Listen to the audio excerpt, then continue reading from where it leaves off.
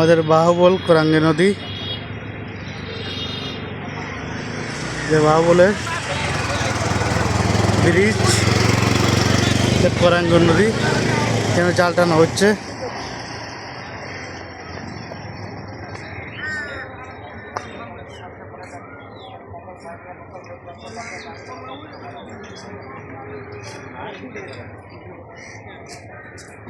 সম্ভাবনা মাছ ওঠে নাই।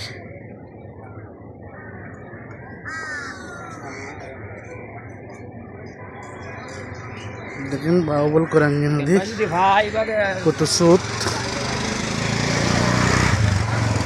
পানির।